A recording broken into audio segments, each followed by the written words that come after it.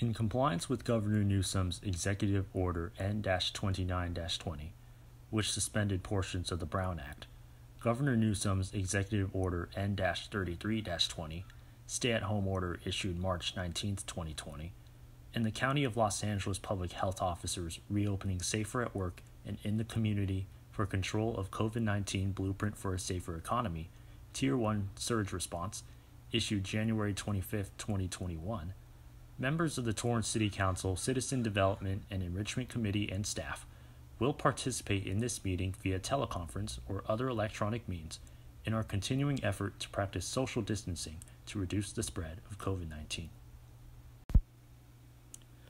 Thank you for attending Torrance Transit's Service Enhancement and Expansion public hearing. This presentation will describe all the changes that Torrance Transit will be implementing this year and 2022. Back in 2018, Torrance Transit completed the network redesign called Torrance Transit Tomorrow Plan. This plan identified strengths and weaknesses along with areas for improvement and expansion for the Torrance Transit system. One of the enhancements Torrance Transit is looking to make is increasing service area, which will provide more service to the South Bay and other destinations and points of interest. We will also update run times on all existing routes to improve the on-time performance and reliability of our service.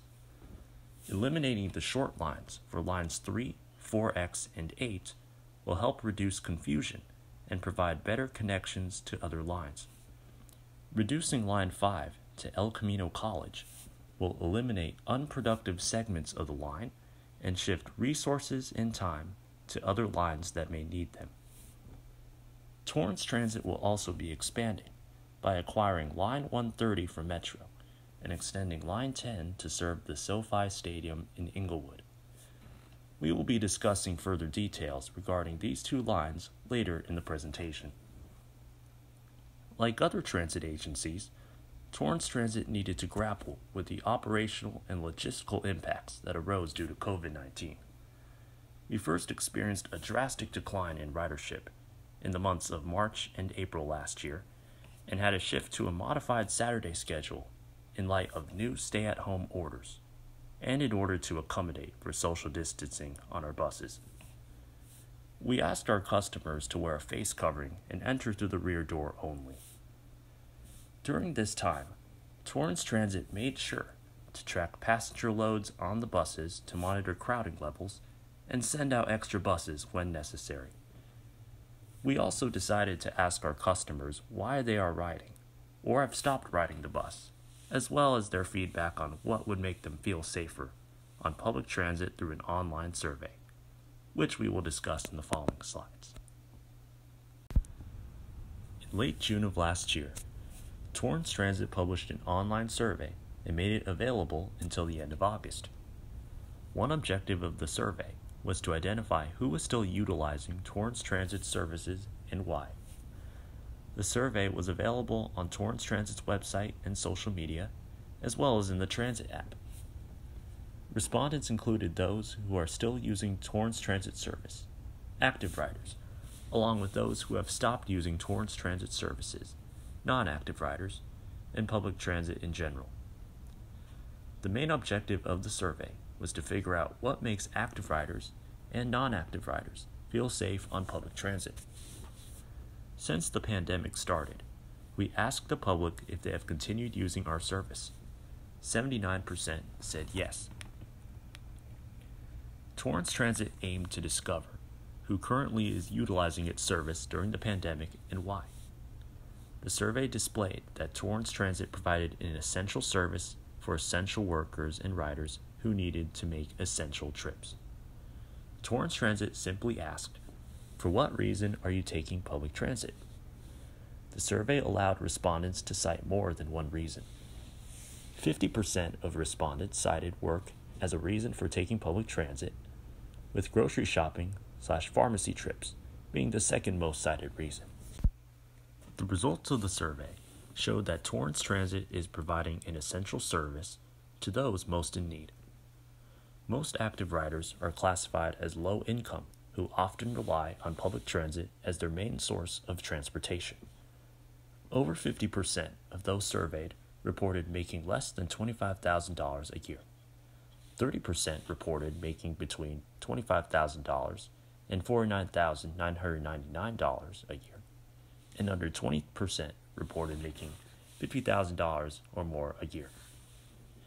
Males made up 57% of the active writers' respondents, females made up 36%, 1% identified as non-binary/non-conforming, and 6% of people decided not to state their gender. The demographic makeup of active writers is diverse. 31% of them identified as Hispanic/Latino, 23% identifying as Asian, 18% identifying as African American, another 18% identifying as Caucasian/white, and 10% identifying as other. With modifications made to both Torrance Transit's schedule and buses, it is important to know how active riders felt about these modifications and if they were content with Torrance Transit's performance during the pandemic. Fortunately, most riders have been pleased with the service provided by Torrance Transit. With an ongoing pandemic, it's vital that buses are properly cleaned to help mitigate the transmission of COVID-19 and make riders feel safe. When it comes to cleanliness, over 81% of active riders reported Torrance Transit's buses as appearing to be clean, while 19% report the buses as not appearing to be clean. When asked, "How satisfied have you been with Torrance Transit service?" 50% of respondents answered that they were very satisfied, and 18% stated that they were satisfied. On the other hand, less than 20% of all respondents reported being very unsatisfied or unsatisfied, while 15% reported feeling neutral about the service provided by Torrance Transit. At the time of the survey, Torrance Transit was operating a modified bus schedule in an effort to reduce the transmission of COVID-19 while providing essential bus service to the public. The modified schedule unfortunately made it difficult for most active riders, with almost 60% stating that it made their daily commutes harder. In contrast, almost 20% stated that the modified schedule has actually made their daily commutes easier, and 23% of riders reported no change to their daily commutes. For the question, since the COVID-19 pandemic started, have you continued to use public transit? Those who answered no were met with a different set of questions than those who answered yes. One of the goals of the survey was to figure out why people have stopped taking public transit and if they would ultimately return to public transit when the pandemic is over.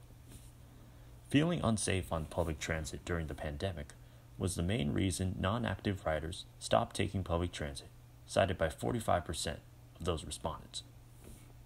Another reason non-active riders stopped taking public transit was due to being laid off or currently working from home.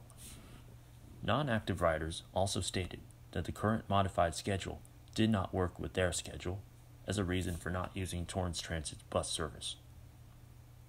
The survey provides a positive outlook on whether people will return to public transit. When non-active users were asked, "How likely are you to return to public transit when the pandemic is over?" the vast majority stated that they are very likely to return. Over 75% of non-active riders stated that they are likely or very likely to return to public transit after the pandemic, while 14% stated that they are unlikely or very unlikely to return. The last 8% stated that they are unsure if they will return.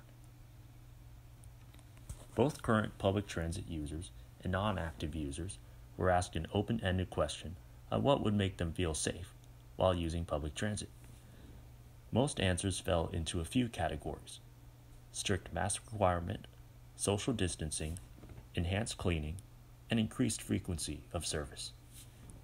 Mask requirement was by far the leading recommendation of what measure Torrance Transit can take to make people feel safe while being on public transit. Most respondents who suggested a mask requirement also added that they would like to see the rule strictly enforced to assure that everyone follows the rule. Torrance Transit took this into account and even started offering free masks on all its buses. Social distancing was the second highest recommendation made, which was accompanied by suggestions that include that Torrance Transit increase frequency or return to their regular schedule as a way to help alleviate the number of people on a bus. Active riders would like to know that the buses they are boarding have been properly cleaned and sanitized to help prevent the spread of COVID-19. The Metro Line 130 acquisition is part of the Torrance Transit Tomorrow plan to expand the transit network and service area. This acquisition involves Torrance Transit operating the western portion of Line 130, starting from the Artesia A Blue line station to Redondo Beach.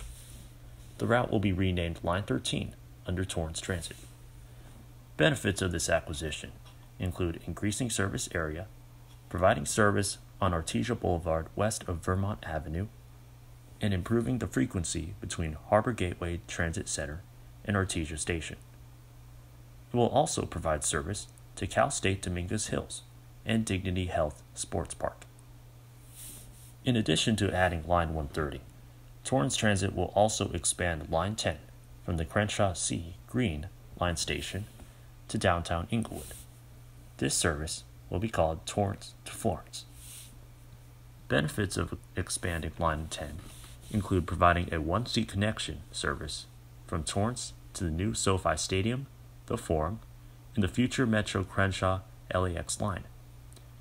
In addition, this service will alleviate traffic caused by vehicles driving to the NFL games and other events held in this region.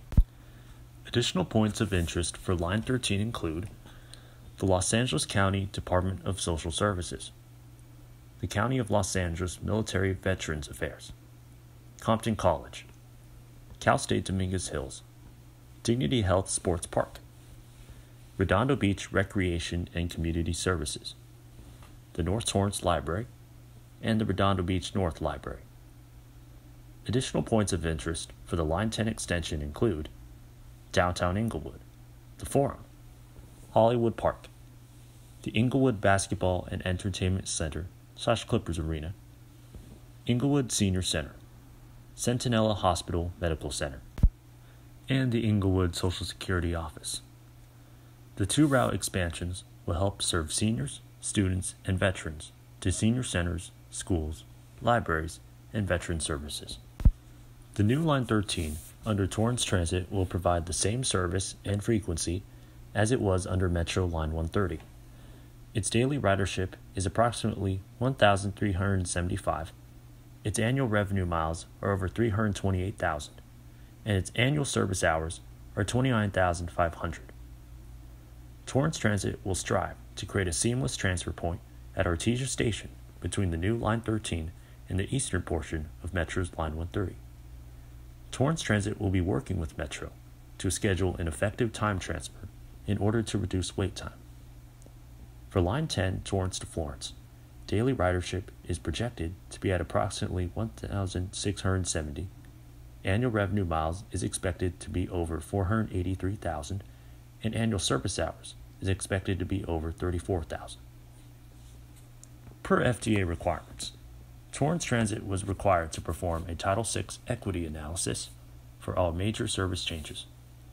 Based on our Title VI plan, all major increases or decreases of 25% or more in transit service are subject to a Title VI equity analysis prior to board approval of the service change. Torrance Transit plans to reduce Line 5 by ending it at El Camino College as opposed to the Crenshaw C. Green line station to save resources for other improvements. By reducing Line 5, the line will serve 47% less revenue miles and 25% less revenue hours. Changes to the Line 10 will result in a gain of 43% of its revenue miles and a gain of 64% of revenue hours. Line 13, formerly known as Line 130, is a new route for Torrance Transit.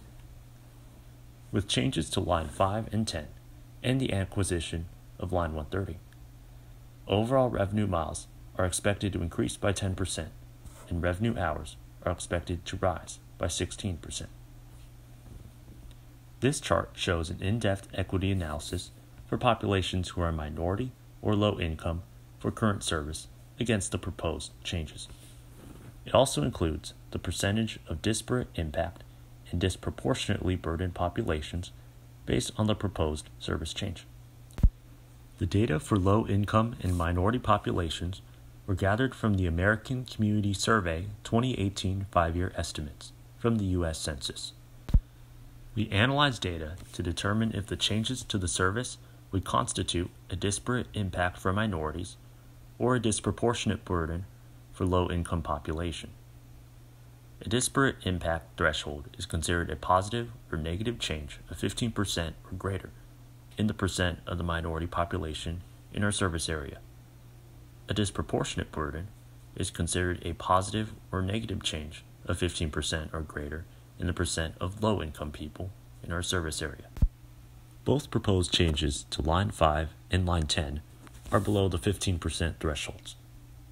Thus, based on our analysis, the changes to our service will not result in a disparate impact for our minority population or a disproportionate burden to our low-income population. Staff are available for questions and comments from the public. If you have any questions or comments, you can type them in the chat box or use the raise hand function. The raise hand function can be found at the bottom of your screen or under the reaction tab if you have a new version of Zoom. If you are calling, you can press star 9 to raise your hand and someone will call on you to unmute when it's your turn. You can then press star 6 to mute/unmute yourself when you are finished with your question or comment.